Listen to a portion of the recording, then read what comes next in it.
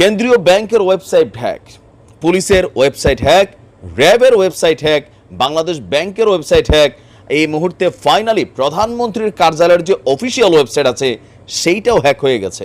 প্রধানমন্ত্রীর অফিসিয়াল ওয়েবসাইটে ঢোকার চেষ্টা করা হলে আগেরগুলোর মতোই দ্য রেজিস্ট্যান্স নামের একটি হ্যাকার গ্রুপের বার্তা ভেসে উঠছে। ইভেন বাংলাদেশ ছাত্রলীগেরও ওয়েবসাইট দুটি হ্যাক করেছে এই গ্রুপটি। হ্যাক হয়েছে ব্যাটালিয়ন র্যাপিড অ্যাকশন মানে আমাদের র্যাবের ওয়েবসাইট। ওয়েবসাইটের হোম পেজে ঢুকতে গেলে লেখা আসছে অপারেশন হান্ট ডাউন। সেখানে কোটা সংস্কারের দাবিতে আন্দোলনরত শিক্ষার্থীদের পক্ষে অবস্থান নিয়ে বলা হয়েছে স্টপ কিলিং স্টুডেন্টস বা শিক্ষার্থী হত্যা বন্ধ করো।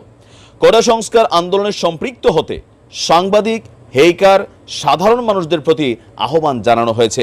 একই সঙ্গে সব রাজনৈতিক দল, ইসলামিক গ্রুপগুলিকেও এই আন্দোলনে সম্পৃক্ত হওয়ার আহ্বান জানিয়েছে এই অনলাইন হ্যাকাররা। বাংলাদেশ ব্যাংকের পক্ষ থেকে দাবি করা হচ্ছে তাদের ওয়েবসাইট হ্যাকড হয়নি, কারিগরি ত্রুটির কারণে এদের লজ্জা থাকা উচিত। এদেরকে আসলে পায়ে থাকা যে কি আছে আমাদের রূপসা, দুই ফিতার, এগুলা দিয়ে মাঝে মাঝে আদর করা উচিত। যখন বাংলাদেশ ব্যাংকের রিজার্ভ গায়েব হয়ে গেছে এরা তখন ওইগুলা বলছে কারিগরি, মানে ছাগলের 3 নাম্বার ছাওয়ের মতন এরা আমাদেরকে মনে করে।